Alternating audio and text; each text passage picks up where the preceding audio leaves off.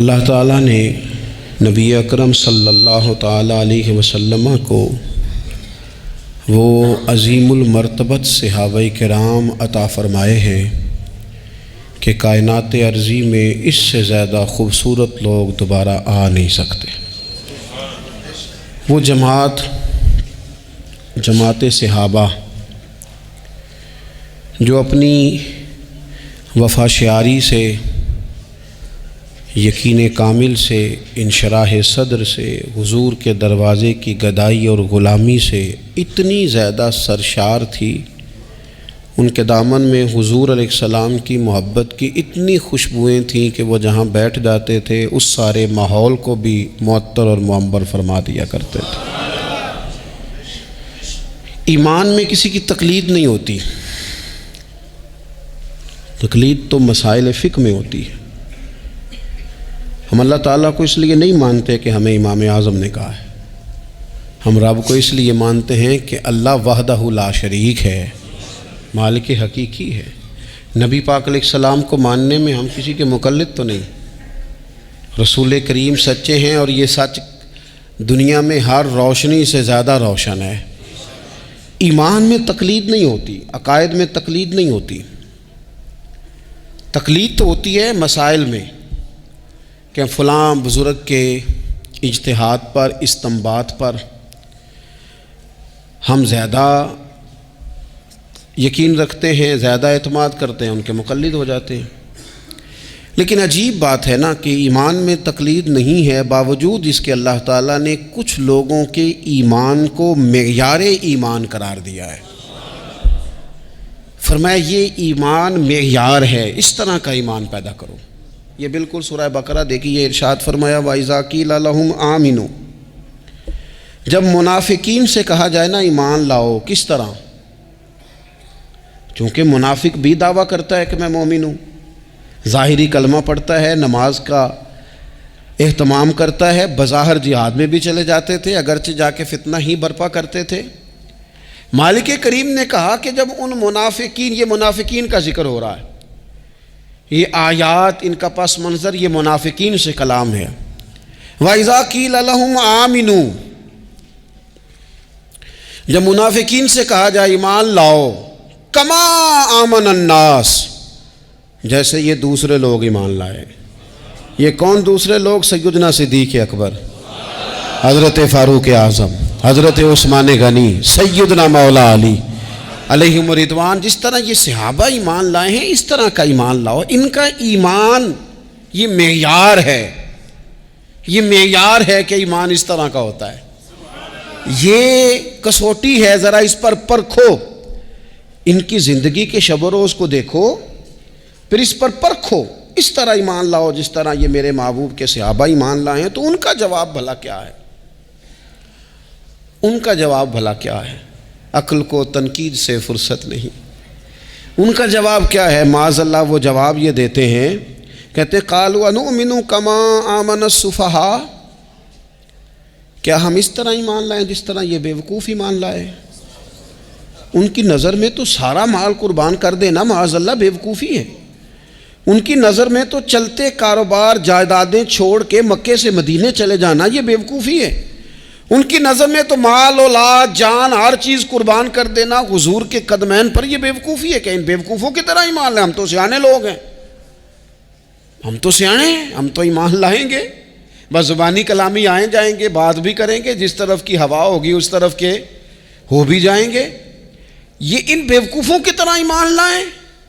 کیا کہا تھا کسی نے؟ اس نے کہا تھا کہ محبت کو ظالموں نے عبادت دیا قرار۔ کچھ ایسے نادان ہوتے ہیں جو اہل محبت کو دیوانہ کہتے ہیں، وہ کہتے ہیں یہ تو نادان ہے، اس طرح بھی کوئی کرتا ہے؟ ٹھیک ہے، ہم بھی کلمہ پڑھتے ہیں، مسلمان ہیں، تو ہمارے لہجوں میں وہ حسن نہیں ہوتا، ہمارے پیالوں میں وہ صفائی نہیں ہوتی کہ جو خیرات آئے گی تو پھر وہ محفوظ رہ سکے گی۔ کائن بیوقوفوں کی طرح ایمان لائیں۔ تو رب کیا فرماتا ہے، اللہ کیا فرماتا ہے؟ سنیں جو حضور کے صحابہ پر بات کرے اس کے بارے میں رب کیا فرماتا ہے، اسے جواب میرا رب دیتا ہے۔ صحابہ کی بے ادبی کرنے والے کو جواب اللہ تعالیٰ ارشاد فرماتا ہے، فرمایا الا انہم ہم السفہاء ولکن لا یعلمون، فرمایا خبردار ہو جاؤ یہ خود بیوقوف ہے، لیکن بیوقوف کو پتہ نہیں ہوتا کہ میں بیوقوف ہوں۔ پاگل ہمیشہ کہتا ہے میں پاگل، فرمایا وَلَٰكِن لَا يَعْلَمُونَ، لیکن انہیں اس بات کا علم، انہیں پتہ کوئی نہیں ہے، یہ خود بیوقوف۔ مقدر سکندر کا دیکھو پیاس سے، یہ بیوقوف ہیں۔ کیوں؟ کہ حضور کا دامن کرم بہ رہا ہے اور فیض یاب نہیں ہو سکے۔ جنہوں نے محبوب کریم کے دروازے سے خیر نہیں پائی، ان سے بڑا بھی کوئی بیوقوف ہوگا؟ مقدر سکندر کا دیکھو پیاس سے، چلے جا رہے ہیں کنارے کنارے، دریا بہہ رہا ہے اور ساتھ ساتھ پیاسا چل رہا ہے۔ اللہ فرماتے بیوقوف لوگ ہیں جو حضور کے صحابہ پر زبان تان دراز کرتے۔ تو عزیز دوستو، ان لوگوں کا ایمان معیار ہے، ان لوگوں کا ایمان وہ ہمارے سامنے روشن نمونہ ہے، جس کی بنیاد پر ہم نے اپنے ایمان کو، تیقن کو، شب و روز کو مرتب کرنا ہے اور ترتیب دینا ہے۔ صحابہ کرام کی جماعت ساری بڑی شانوں والی، لیکن کچھ لوگ ایسے ہیں جن کا زیادہ تذکرہ نہیں ہوتا، تو بظاہر یوں محسوس ہوتا ہے کہ ہم نے عوام کو ان سے پوری طرح روشناس بھی نہیں کرایا۔ ایک شخصیت کا ذکر آج کریں گے جن کو میرے نبی پاک علیہ السلام نے فرمایا، حضور نے فرمایا، صحیح بخاری میں موجود ہے، فرمایا یہ نیک آدمی ہے۔ اور یار جسے رسول کریم کہیں بندہ نیک ہے، رجل صالح، حضور نے فرمایا نیک آدمی ہے، جو بالغ نہیں ہوئے تھے اور اس سے پہلے ہی کلمہ پڑھ لیا تھا، جو حج کے مسائل سب سے زیادہ جانتے تھے، جنہوں نے 60 سال مکے اور مدینے میں فتویٰ دیا، صحابہ ان سے فتویٰ لینے آتے تھے، جو بدر کی جنگ میں بھی گئے، احد میں بھی گئے، پر محبوب نے فرمایا عمر تھوڑی ہے، ابھی واپس جائیے۔ خندق میں شریک ہوئے اور اس کے بعد ہر جنگ میں شریک ہوئے۔ مستدرک میں موجود ہے، حضرت جابر ابن عبداللہ فرمایا کرتے تھے زمانہ بدلا تو کچھ لوگوں میں بھی تبدیلیاں آئیں، میں نے بڑی دنیا بدلتی دیکھی، پر جن لوگوں کو نہیں بدلتے دیکھا نا، ان میں یہ شخصیت ہے جو ہمیشہ ہر دور میں، ہر عمر میں نبی پاک کے طریقوں پر پوری طرح کاربند رہے، اوڑھنا، بچھونا، اٹھنا، بیٹھنا، چلنا، ہر وقت حضور کی محبت میں غرق ہو کے کیا۔ کون ہے بھلا؟ حضرت عمر کے بیٹے سیدنا عبداللہ ابن عمر رضی اللہ تعالی عنہ، ابھی بالغ نہیں ہوئے تھے، مسلمان ہو گئے، اور زندگی ساری مصلی سے لگ کے گزاری، عبادت کی، ریاضت کی، تقوی، جد و جہد، معاملہ فہمی، جہاد۔ والد امیر المومنین ہے، لیکن صاحبزادے کی خواہش ہے کہ مجھے فوج میں بھیجو، میں جہاد کرنا چاہتا ہوں، اور جہاد بھی سپہ سالار بن کے نہیں، سپاہی بن کے کرنا چاہتا ہوں۔ سب سے پہلی بات تو یہ تھی کہ علم و فضل بڑا تھا، صحابہ ان سے فتویٰ لیتے تھے، مسائل حج سب سے زیادہ حضرت عبداللہ ابن عمر جانتے تھے، اور فتویٰ دینے میں اتنے محتاط تھے، حدیث بیان کرنے میں اتنے محتاط تھے کہ بڑا سوچ سمجھ کے، غور کر کے۔ صحابہ فرمایا کرتے تھے یہ واحد بندہ ہے کہ جو 1 منٹ سے پہلے کہہ دیتا ہے، سب سے زیادہ مسائل آتے ہیں لیکن 1 منٹ سے پہلے کہہ دیتے تھے اس مسئلے کا مجھے نہیں پتہ، تحقیق کروں گا، اگر پتہ چل گیا تو بتا دوں گا، فوراً کہہ دیتے تھے۔ ایک دفعہ ایک صاحب نے مسئلہ پوچھا تو چپ کر گئے، سوچنے لگ گئے۔ ہمارے ہاں نا لوگوں کو حاضر جواب کہلانے کا شوق ہے، یہ شوق بڑا خطرناک ہوتا ہے۔ اگر آپ حاضر جواب ہیں تو بڑی اچھی بات ہے، لیکن حاضر جواب کہلانے کا شوق تو نہ پیدا کریں۔ اگر آپ کو پتہ ہے، صحیح بخاری میں حدیث ہے، نبی پاک علیہ السلام نے ایک دن پوچھا تھا صحابہ سے کہ وہ درخت کون سا ہے جس کی مثال مومن کی طرح ہے؟ تو حضرت عبداللہ ابن عمر کہتے ہیں مجھے پتہ تھا کہ وہ کھجور کا درخت ہے، پر میں نے جواب نہیں دیا۔ کیوں نہیں دیا؟ فرمانے لگے ابو بکر صدیق بیٹھے، فاروق اعظم بیٹھے، مولا علی بیٹھے، بزرگوں کی موجودگی میں جواب دیتا پھروں؟ یہ ٹھیک نہیں ہوتا، یہ صحیح نہیں ہوتا۔ یہاں تو بڑے لوگ، امام غزالی فرماتے ہیں جب میں اپنے مرشد سے مرید ہوا تو مجھے کہنے لگے بیعت میں نے کر لیا، آج کے بعد نہ تقریر کرنی ہے، نہ مدرسے میں سبق پڑھانا ہے، نہ کسی کو مسئلہ بتانا ہے۔ اور یہ بڑا مشکل کام ہوتا ہے، بندہ مولوی بھی اور تقریر ہی نہ کرے، اسے زنگ لگ جاتا ہے، اور مسئلہ ہی نہ بتائے تو بدعزمی ہو جاتی ہے۔ یہاں تو جس کو 6 مسئلے آ جائیں وہ امام کو نماز نہیں پڑھانے دیتا، وہ کہتا ہے پہلے انٹرویو لوں گا تیرا کہ تو پورا تجھے آتا ہے، پھر آگے چلے گا تو۔ اتنے بڑے عالم کو شیخ نے منع کر دیا. تو کہتے ہیں شیخ کے پاس ایک شخص مسئلہ پوچھنے آیا تو میرے مرشد فرمانے لگے مجھے یہ مسئلہ نہیں آتا. تو امام صاحب کہتے ہیں کہ میں نے اسے کہا مجھے آتا ہے میں بتاؤں. کہتے ہیں میرے شیخ مسکرا پڑے, کہنے لگے غزالی میں تو تیرے ساتھ ساتھ اپنی میں بھی مارنا چاہتا تھا پر تیری ابھی مری نہیں. تو کہتا ہے میں بتاتا ہوں. کچھ دیر چھوڑ دے, سارے مسئلے بتانے نہیں چاہیے, کچھ پہ عمل بھی کرنا چاہیے. میرے عزیز حضرت عبداللہ ابن عمر اتنا بڑے مفتی ہیں, مفتی مدینہ ہیں, مفتی مکہ ہیں. لوگ مسائل حج پوچھتے ہیں, بڑے بڑے استنباط کرتے ہیں قرآن و حدیث سے. ایک آدمی نے مسئلہ پوچھا تو حضرت عبداللہ ابن عمر فرمانے لگے دیر تک سوچا. جب دیر ہو گئی سوچتے سوچتے تو وہ شخص کہنے لگا حضور اتنی دیر کیوں سوچ رہے ہیں؟ تو آپ فرمانے لگے تمہارا کیا خیال ہے کہ جو سوال تم مجھ سے پوچھتے ہو اور جو جواب میں تمہیں دیتا ہوں اس کے بارے میں رب مجھ سے سوال نہیں کرے گا؟ اللہ کی بارگاہ میں نے جواب نہیں دینا, تو میں سوچ سمجھ کے دے رہا ہوں تاکہ اس کا حساب دینا پڑے تو میرے لیے مشکل نہ ہو جائے. میرے عزیز حضرت عبداللہ ابن عمر سے کسی نے سوال پوچھا تو سیدنا عبداللہ ابن عمر رضی اللہ تعالیٰ عنہ کہنے لگے مجھے نہیں آتا اس سوال کا جواب. اور جب کہا نا نہیں آتا تو فوراً کہنے لگے عبداللہ خود اپنے آپ سے بات کرتے ہیں. کہتے ہیں عبداللہ رب تیرا بھلا کرے, اس بات پہ ہمیشہ ڈٹے رہنا, جو بات نہ آتی ہو وہ کبھی کہنا نا, جس کا پتہ نہ ہو اسے کبھی کرنا, جب تک پوری تحقیق نہ ہو بلا وجہ ہوتا زنی نہ کرنا, بلا وجہ ہوتا زنی نہ کرنا. یہاں کا ہے ہمارے صوفیاء نے, یہاں کا علم و بس کریو یار, ایک کوئی حرف تینوں درکار, صحیح کر کے پہلے اچھی طرح کر کے پرکھ پھر بات کر. تو علم بڑا تھا, تقوی بڑا تھا. اس کے ساتھ ساتھ پھر یہ تھا کہ غریب پروری بڑی تھی. ایک بندہ خیرات لے کے گیا, وہ پھر لائن میں لگ گیا ہے, اسی کیا کھیدہ پلا تو پھر آ گیا ہے. تو حضرت عبداللہ ابن عمر کو بندہ دوبارہ آتا نا تو کسی سے قرضہ لے کے کہتے یار اس کو بڑی ضرورت تھی تو دوبارہ آیا ہے نا, ایک دفعہ تم ذرا دے دو میں تمہیں دے دوں گا, اس کو دینا ہے. جتنی دفعہ شام کو کھانا کھاتے اتنی دیر حضرت عبداللہ ابن عمر کھانا نہیں کھایا کرتے تھے جب تک کوئی یتیم آ کے دسترخوان پہ بیٹھ نہ جاتا, نہیں گزارا ہوتا. اور یار کیسے لوگ کھا لیتے ہیں, اعلیٰ غذائیں کھا رہے ہیں اور ایک طرف ایک بہن مجبور بیٹھی ہے, بھائی مجبور بیٹھا ہے, سسرالی رشتہ داروں میں لوگ مجبور بیٹھے ہیں, عزیزوں میں لوگ مجبور بیٹھے ہیں, یتیم غریب مسکین, اور یہ روز نئے سے نیا ذائقہ. جب تک یتیم نہ ہوتا کھانا نہ کھاتے. اور صدقات و خیرات بھی کرتے تو جس طرح ہم کرتے ہیں نا, ناراض نہ ہونا.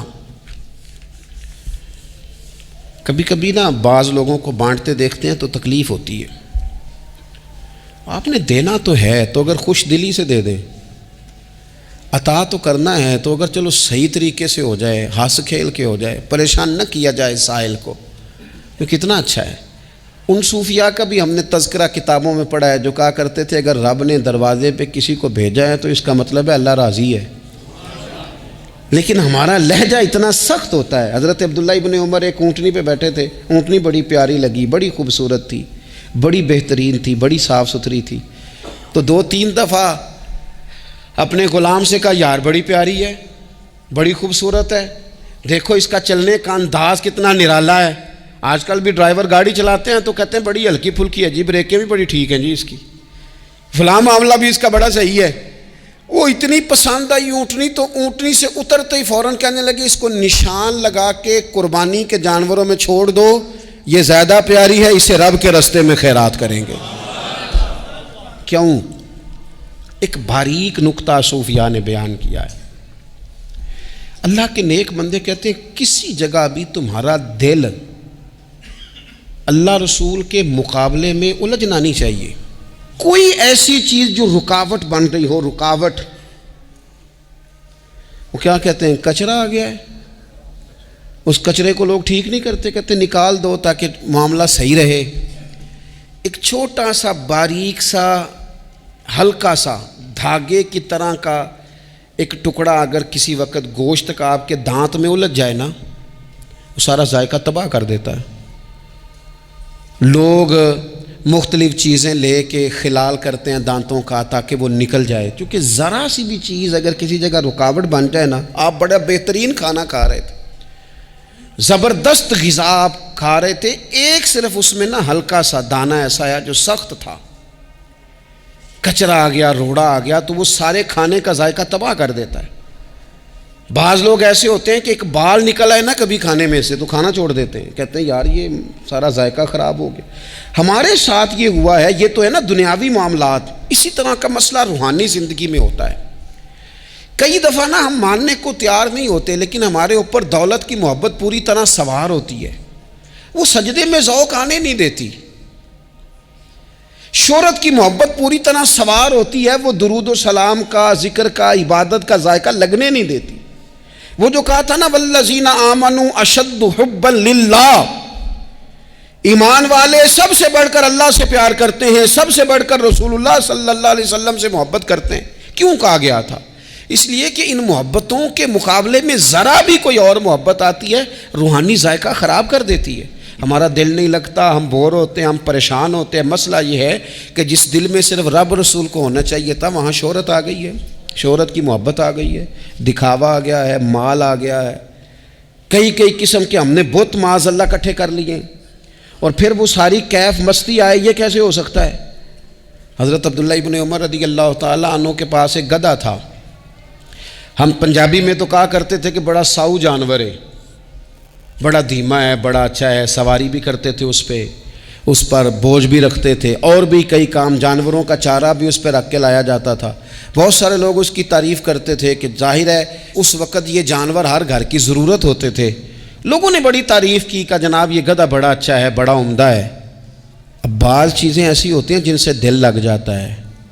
کچھ نوجوانوں نے گھروں میں بلی رکھی ہوتی ہے، گھوڑا رکھا ہوتا ہے، جانور رکھے ہوتے ہیں، ان کی پوری توجہ انہماک۔ ہم دیکھتے تھے دیہاتوں میں کہ بزرگ اگر کہیں چلے جاتے تھے سفر پہ تو وہاں سے بھی پیغام بھیجتے تھے کہ گائے کو چارہ ڈالا کہ نہیں، بھینس کو نکالا کہ نہیں، تم نے باڑے سے دھوپ چھاؤں کا خیال کیا کہ نہیں۔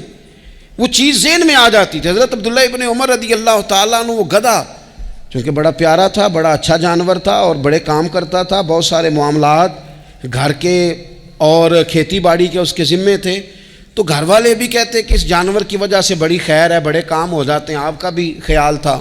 حضرت عبداللہ ابن عمر ایک دن گھوڑے سے نیچے اترے یا اس گدھے سے نیچے اترے تو خادم کو بلا کے کہنے لگے اسے لے جاؤ اور بیچ کے پیسے اللہ کے راستے میں خیرات کر دو۔ اب وہ خادم کا بھی اس سے دل لگ گیا تھا، جانور گھر میں ہوتا ہے دلچسپی ہو جاتی ہے، کہنے لگا حضور وہ سارا محلہ تو اس کی تعریف کرتا ہے، سارے خاندان والے تو اس جانور سے دلچسپی رکھتے ہیں اور آپ بیچ رہے ہیں۔ آپ فرمانے لگے جس طرح سب کا دل اس کی طرف ہے نا کہ اچھا جانور ہے، میرا بھی ہو گیا ہے، لیکن میں اپنے دل کو سوائے رب اور رسول کے کسی اور طرف ہوتا دیکھ نہیں سکتا۔ اعظم بلا سے اپنی وہ ہستی ہی کیوں نہ ہو، اعظم بلا سے اپنی وہ ہستی ہی کیوں نہ ہو، جو چیز اس کی راہ میں حائل ہو پھونک دو، جلا دو ایسی ساری چیزیں جو ان کے راستے میں آتی ہیں۔ فرمایا اس کی طرف توجہ ہونے لگی ہے، لہٰذا میں اسے اب رکھ سکتا۔ مزاج تھا، طبیعت تھی، طریقہ اس طرح کا تھا کہ وہ پھر ایک اور بات بڑی خوب تھی۔ حضرت عبداللہ ابن عمر ان لوگوں کی پذیرائی بڑی کرتے تھے جو خیر کا کام کرتے تھے۔ دینی کام کوئی بندہ بھی کرے اس کی پذیرائی ہو، اس کی تعریف ہو، خیر کے جملے ہوں تاکہ دینداری پھیلے۔ حضرت عبداللہ ابن عمر رضی اللہ تعالیٰ عنہ کو نا غلام آزاد کرانے کا بڑا شوق تھا۔ دیکھیں نا ایک بندہ کسی نے خرید لیا ہے، وہ اس کا پابند ہے، بڑی تکلیف میں ہوتے تھے لوگ۔ غلام 1000 سے زیادہ غلام آپ نے آزاد کرائے، تو آپ جب غلام خریدتے تھے نا تو نظر کرتے تھے جو غلام ذرا زیادہ نمازیں پڑھتا اسے آزاد کر دیتے۔ تو غلاموں نے اس طرح کیا، انہیں پتہ چل گیا، انہوں نے بھی نا لمبی لمبی نمازیں شروع کر دی، تو حضرت عبداللہ ابن عمر کو پتہ چلتا، آزاد کر دیتے۔ ایک دن آپ کے بیٹے کہنے لگے حضور یہ آپ کو دھوکہ دیتے ہیں، لمبی لمبی نمازیں پڑھتے ہیں، آپ آزاد کر دیتے ہیں، بعد میں پتہ نہیں 5 بھی پوری پڑھتے ہیں کہ نہیں پڑھتے۔ تو حضرت عبداللہ ابن عمر کہنے لگے پتر تیرا کیا خیال ہے، مجھے نہیں پتہ۔ کہا حضور پتہ ہے۔ فرمانے لگے یہ مجھے رب کے نام پر دھوکہ دینا چاہتے ہیں، جو رب کے نام پہ دھوکہ دے روز دے، میں روز دھوکہ کھانے کو تیار ہوں۔ دوسری بات یہ تھی حضرت عبداللہ ابن عمر میں کہ نبی پاک سے محبت کوٹ کوٹ کے بھری ہوئی تھی، حضور کا ذکر آتا تو رو پڑتے، ان جگہوں پہ جا کے ڈھونڈ ڈھونڈ کے بیٹھتے جہاں نبی پاک نے وقت گزارا ہے۔ ایک درخت کا پتہ چلا کہ یہاں حضور تھوڑی دیر آرام فرما ہوئے تھے، انہوں نے دیکھا تھا یا انہیں معلومات ہوئی، تو ہمیشہ اس درخت کو پانی دیتے، اس کا خیال کرتے، کہتے یہ درخت ہمیشہ تر و تازہ رہے، یہاں میرے نبی پاک نے تھوڑا وقت گزارا ہے۔ وہ مکہ مکرمہ میں بھی جاتے تو وہ جگہ ڈھونڈ ڈھونڈ کے جہاں حضور نے نماز پڑھی تھی نماز پڑھتے، مسجد نبوی میں آتے تو جس ممبر پر حضور بیٹھ کے خطبہ دیتے تو اس پہ ہاتھ پھیر کے چہرے پہ ملتے، حضور کی قبر انور پر حاضری دیتے، السلام علیکہ یا رسول اللہ کہہ کے اس بارگاہ عالی مرتبت میں حاضری دیتے، حضرت صدیق اکبر کو سلام کرتے، حضرت عمر کو سلام کرتے، پیر سن ہو گئے ایک دفعہ چلتے چلتے، تو کسی نے کہا جس سے سب سے زیادہ پیار ہے نا اسے پکارو پیر ٹھیک ہو جائے گا، تو فوراً کہنے لگے یا محمد صلی اللہ علیہ۔ اور یہ امام بخاری نے لکھا ہے الادب المفرد میں، خود امام بخاری لکھتے ہیں کہ حضرت عبداللہ ابن عمر نے یا محمد کہا اور ان کا پیر سویا ہوا ٹھیک ہو گیا۔ یہ لوگ بڑی محبت کرنے والے، آپ فرمایا کرتے تھے شاید زندگی میں لوگوں نے کسی سے اتنا پیار کیا ہو جتنا نبی پاک علیہ السلام کے غلاموں نے مجھ سے کیا ہے۔ ہر وقت لوگ ان کے گرد رہتے، لوگ محبت کرتے۔ حجاج بن یوسف جب حکمران بنا نا تو بڑا ظالم تھا، اس کو یہ بات اچھی نہیں لگتی تھی کہ ہر وقت لوگ حضرت عبداللہ ابن عمر کے پیچھے گھومیں۔ بادشاہوں کا خیال ہوتا ہے نا بادشاہ ہم میں تو پروٹوکول کوئی اور لے کے جا رہا ہے۔ اس نے ایک دفعہ جمعہ پڑھاتے پڑھاتے معاذ اللہ حضرت عبداللہ بن زبیر رضی اللہ تعالیٰ عنہ کے خلاف کوئی بات کی، تو حضرت عبداللہ ابن عمر اگرچہ بڑے صلح جو تھے، صلح پسند تھے، لیکن اگر حق کی بات ہوتی اور اس طرح سے ہوتی کہ کوئی بڑی غلط بات کرتا تو پھر ٹوکنے میں بھی بڑی جرت کا مظاہرہ کرتے۔ ایک دفعہ اہل کوفہ نے آپ سے مسئلہ پوچھا نا، چونکہ آپ مفتی تھے لوگ مسئلے پوچھتے تو انہوں نے پوچھا حضرت عبداللہ ابن عمر سے کہ مکھی اور مچھر کا خون لگ جائے تو اس کا کیا مسئلہ ہے، کپڑے ناپاک تو نہیں ہوتے؟ تو اس سوال کا جواب دینا چاہیے تھا نا، ہوتے ہیں کہ نہیں ہوتے؟ تو فرمانے لگے حسین ابن علی کا خون بہا کے اب مکھیوں کے خون کے مسئلے پوچھنے شروع کر دیے، اب تمہیں یہ والا خون نظر آنے لگا ہے؟ حضور کی اولاد پاک کو شہید کر کے اب ان مسئلوں میں آئے ہو؟ میں خیال نہیں آتا تمہارے دلوں میں گھٹن ہے حضور کی اولاد کے لیے اور دین کے مسئلے پوچھتے ہو؟ جاؤ پہلے کشادگی پیدا کرو، تیری نسل پاک میں ہے بچہ بچہ نور کا، تو ہے عین نور تیرا سب گھرانہ نور کا، پہلے کشادگی لاؤ حضور کی اولاد پاک کے لیے پھر مسائل پوچھنا۔ حجاج بن یوسف نے کوئی بات کر دی، آپ نے ٹوک دیا، تو پھر حجاج نے سازش کی۔ اوہو، اللہ والوں کے خلاف جو سازشیں ہوتی ہیں بڑی گہری ہوتی ہیں، بڑی سخت ہوتی ہیں، بڑے جال بنے جاتے ہیں، بڑا حسد کیا جاتا ہے، بڑی تکلیف دی جاتی ہے۔ اللہ قرآن میں کہتے ہیں محبوب یہ لوگ تجھ سے حسد کرتے ہیں، حسد من عند انفسہم، ان کے دلوں میں تیرے لیے حسد ہے، حسد کرتے ہیں لوگ، دور تک نکل جاتے ہیں حاسدین۔ حجاج نے کیا کیا، اس نے ایک شخص سے کہا کہ زہر والا خنجر تیار کرو جو زہر میں بجھا ہوا ہو، اور چونکہ حج کے موقع پہ بڑا رش ہوتا ہے لہذا حج کے موقع پہ لے جانا۔ حضرت عبداللہ ابن عمر جب تمہارے پاس سے گزریں، بادشاہ میں ہوں، لوگ ان کے پیچھے ہیں، جب وہ تمہارے پاس سے گزریں تو ان کے پیر میں چبو دینا۔ جب لوگوں نے ایسے عالی مرتبت لوگوں کو نہیں بخشا، اتنے بڑے لوگ محفوظ نہیں رہے تو ہمہ چما کس کھاتے میں ہے؟ آج کس بات کا شکوہ کرنا؟ حضرت عبداللہ ابن عمر اس کے پاس سے گزرے تو اس نے پیر میں چبو دیا خنجر، وہ زہر آپ کے جسم میں پھیلا۔ جب شدید بیمار ہوئے تو حجاج تیمارداری کرنے چلا گیا۔ یہ دیکھو دوستی قاتل سے بھی مقتول سے یارانہ بھی، خود چلا گیا اور جا کے کہنے لگا جی اگر مجھے پتہ چل جائے نا کہ آپ کو کس نے یہ زخم دیا ہے تو میں سخت انتقام لوں گا۔ تو حضرت عبداللہ ابن عمر نے بھی بڑا منطقی جواب دیا، فرمانے لگے مجھے اسی نے زخم دیا ہے جس نے حج کے موقع پر کسی کو خنجر لانے کا مشورہ دیا تھا، اسی نے مجھے زخم دیا ہے۔ گویا فرمانے لگے ظالم تو خود ہی یہ کام کرتا ہے اور خود ہی تو تیمارداریاں کرتا ہے۔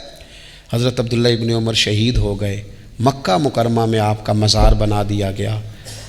تقریباً 1500 کے لگ بھگ 1600 کے لگ بھگ آپ سے احادیث مروی ہیں۔ زندگی حسین گزاری، حضور کی خوشبوئیں ہر وقت آتی رہیں۔ حضرت عائشہ صدیقہ، حضرت حذیفہ، حضرت جابر بن عبداللہ، یہ تینوں جلیل القدر لوگ کہا کرتے تھے حضور کے بعد زمانے کی تبدیلی سے بڑے لوگ تبدیل ہوئے، لیکن جو لوگ حضور کے طریقوں پر پوری طرح قائم رہے ان میں بڑا نام حضرت عبداللہ ابن عمر کا ہے۔ بڑا نام، رات بھر عبادت کرتے اور دن کو ظہر سے عصر تک اللہ کی یاد میں مصروف رہتے۔ 3 باتیں اپنی زندگی میں سمجھیں، ایک تو جس بات کا پتہ نہیں ہے اس کو کبھی ڈسکس نہ کریں، یہ ہمیں حضرت عبداللہ ابن عمر کی زندگی نے بتایا۔ اور دوسری بات یہ ہے کہ کوشش کریں، سخاوت کرنی ہے اللہ کی رضا کے لیے، تو اس میں اللہ کی رضا ہی پیش نظر ہو۔ اور تیسری بات یہ، جتنا ہو سکے اپنے آپ کو حضور کے دروازے کے قریب کریں، نبی پاک کے رستوں کا مسافر بنیں۔ جس طرح بھی حالات بڑے بڑے بدلتے ہیں، لیکن اپنی جو اصل ہے نا، اس اصل پر ہمیشہ قائم رہیں۔ اللہ مجھے اور آپ کو عمل کی توفیق عطا کرے۔